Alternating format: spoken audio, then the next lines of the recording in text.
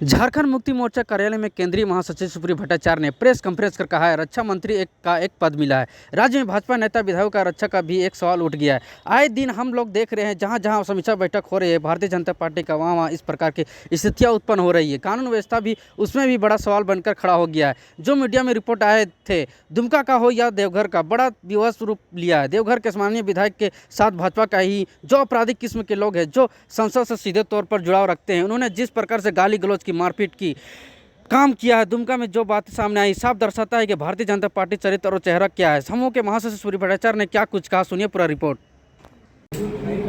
साथियों, आज आप लोग को इसलिए बुलाना पड़ा कि हम लोग के राज्य में अब तो रक्षा मंत्री का भी एक पद मिला है और अब कहीं ज्यादा उनका दायित्व भी बढ़ गया है कि राज्य में भाजपा नेता विधायकों का रक्षा का भी एक सवाल उठ गया। आए दिन हम लोग अभी देख रहे हैं जहां जहां समीक्षा बैठक हो रही है भारतीय जनता पार्टी की, वहां इस प्रकार की स्थितियां उत्पन्न हो रही है कि कानून व्यवस्था भी अब उसमें एक बड़ा सवाल बनते खड़ा हो। जो मीडिया में जो रिपोर्टें आई, चाहे वो दुमका का हो या देवघर का, ये बड़ा विभत्स रूप लिया है। देवघर के माननीय विधायक के साथ भाजपा के ही जो आपराधिक किस्म के लोग हैं, जो सांसद से सीधे तौर पर जुड़ाव रखते हैं और उन्हीं के संपोषित भी हैं, उन लोगों ने जिस प्रकार से गाली गलौज की, मारपीट करने का काम किया, दुमका में जो बातें सामने आई, यह साफ दर्शाता है कि भारतीय जनता पार्टी का आज का चरित्र और चेहरा क्या है।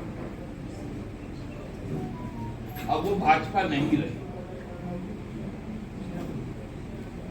और इसका सीधा असर केंद्रीय नेतृत्व के निर्णय पर भी दिखा कि जिस प्रकार आसाम के मुख्यमंत्री और भाजपा के नेता को यहाँ चुनाव का सह प्रभारी बनाया गया, उनकी भी भाषा आप लोग देखें तो वो भाषा में केवल उन्माद ही नजर आता है।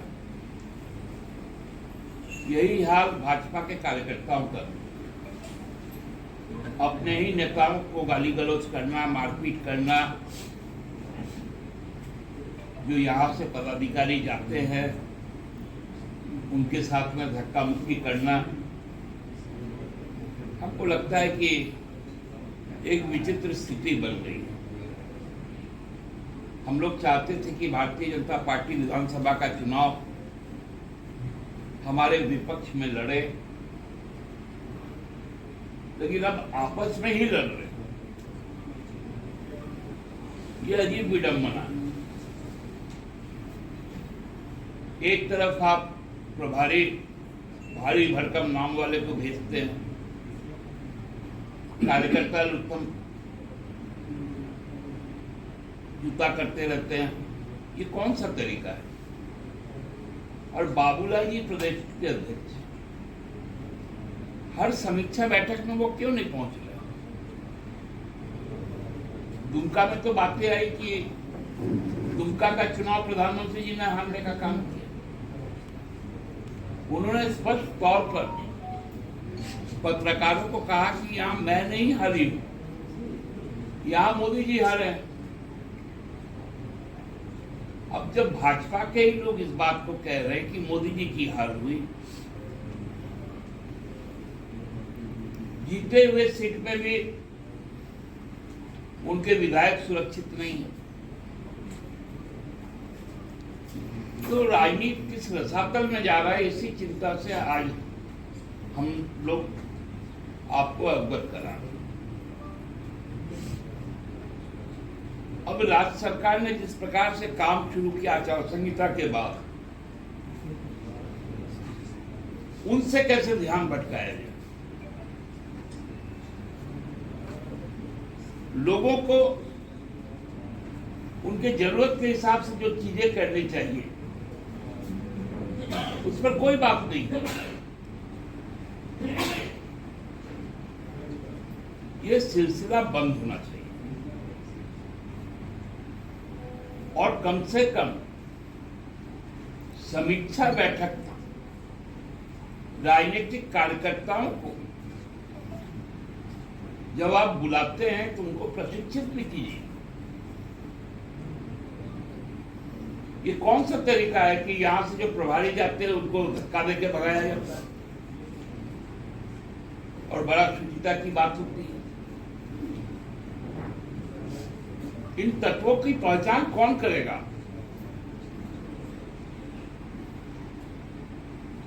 बिहार से आकर लगातार चौथी बार जीतते हैं निष्काम और झारखंड के मूलवासियों को पीटने का काम कर रहे हैं। मैं बहुत सीरियस कंसर्न रखता हूं इस मामले में, क्योंकि आखिर वो भी राजनीतिक कार्यकर्ता है। ठीक है, गलत जगह पर है, गलत सोच के साथ है, उसी का तो हासिल हो रहा है। मैं तो तमाम जो यहाँ के मूलवासी, आदिवासी, दलित, अल्पसंख्यक, पिछड़े समाज के लोग, सबको आज न्योता दे रहा कि इस गंदी संस्कृति से बाहर निकलिए और जो हमारी जो समरसता की संस्कृति है, झारखंड की सामुदायिकता की संस्कृति है, उसके साथ आके जुड़िए। अच्छी बात है, उनका अपना सोच है, उनका अपना संगठन है। शुरुआत तो 81 से करना चाहिए था, फिर भी 55 है।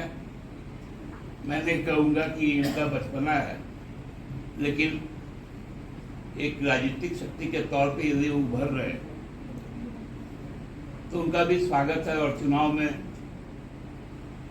हम लोगों की साक्षात्कार निश्चित तौर पर होगा। ये जो जयराम महतो को देखिए, जिस आशा के साथ आजसू का गठन हुआ और उसके बाद उसका लगातार सौदेबाजी हुआ, तो ये तो होना ही था कि पिताजी हम लोगों के पार्टी के सदस्य थे। पीछे से जो मनी हेल्प है, मनी सरकार की ओर से नहीं है जा रहा। हम लोग भाजपा थोड़ी है कि कहीं कुछ है हम लोग के पास। भाजपा बी टीम, सी टीम चलाती है, हमारा तो एक ही टीम। अच्छा, ये जो सीता सोरेन का बयान आ रहा है, ये क्या पार्टी में वापसी के लिए आप लोग दिलवा रहे हैं या ये आप लोग को क्यों बोलते हैं? आप उनसे क्यों नहीं पूछते कि वो बयान क्यों दी? आप उनसे पूछिए उनका बयान ये क्यों आया कि ये हमारी हार नहीं है, मोदी की हार है।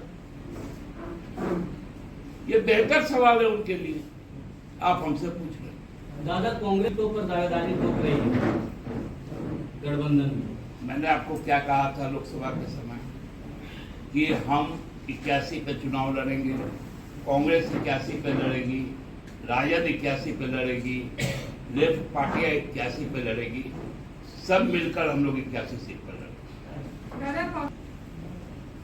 धमकी भरा हेमंत बिश्व शर्मा का भाषा बोलना बंद करे, नहीं तो उनको चंदन क्यारी में जनता सबक सिखाएगी।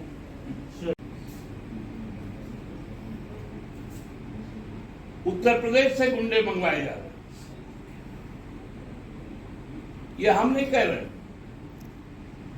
ये उनके जो दलित विधायक हैं नारायण दास जी, उन्होंने कहा।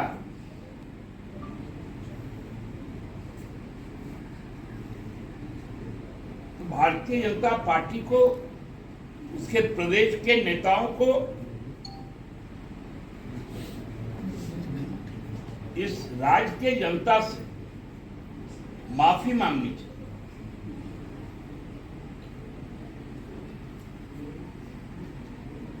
ये परिपाटी सही नहीं है,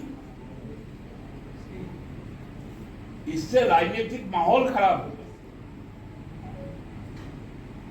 और जब चुनाव में कार्यकर्ता आपस में जब संवाद करेंगे उस समय भी इस तरह का हिंसक रूप होगा भाजपा का।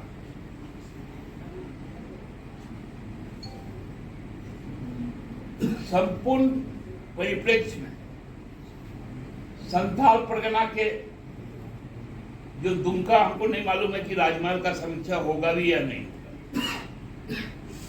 होगा, तो वहां कौन पिटाएगा?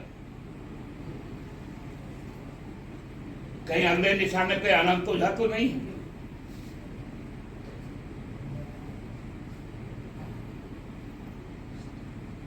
तो ये बड़ा, क्योंकि सभी हमारे मित्र हैं इसलिए मैं चिंतित हूं। अब बताइए, आदित्य साहू जी यहां से गए, उनको धक्का दे दिया।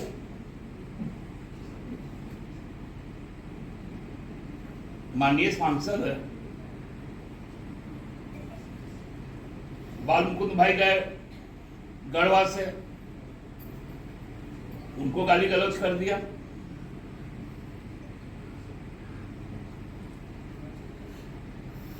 अब यहां से कोई जाएगा राजमहल का समीक्षा में, मालूम चला गाड़ी से गया, उधर से एम्बुलेंस से आया। तो पुलिस विभाग को भी सूचित करके भाजपा को अपना समीक्षा बैठक रखनी चाहिए, नहीं तो फिर से ये लोग सवाल उठाएंगे कि हमको सुरक्षा नहीं मिलता। और नारायण दास जी को पूरे घटनाक्रम को विधानसभा के अध्यक्ष को जानकारी में देनी चाहिए, उनके संज्ञान में लाना चाहिए, क्योंकि वो उनके अभिभावक हैं। और हम लोग माननीय अध्यक्ष से यह अपेक्षा रखते हैं कि भाजपा के जनप्रतिनिधियों को, विधायकों को आप ये सुनिश्चित करें कि उनको उनके जो गुंडे कार्यकर्ता हैं उनसे बचाएं। आज इतना ही कहना था, कोई आप लोग के प्रश्न होंगे तो बताएं।